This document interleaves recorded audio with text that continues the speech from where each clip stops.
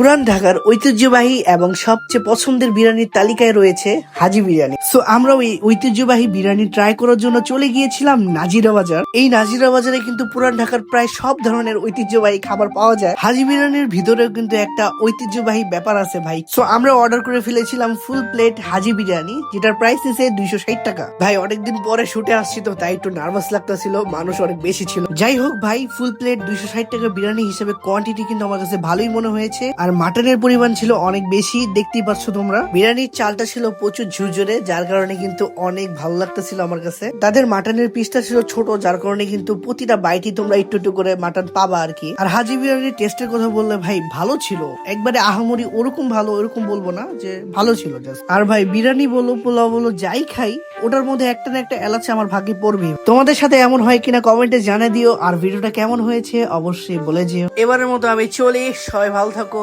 আল্লাহ হাফেজ।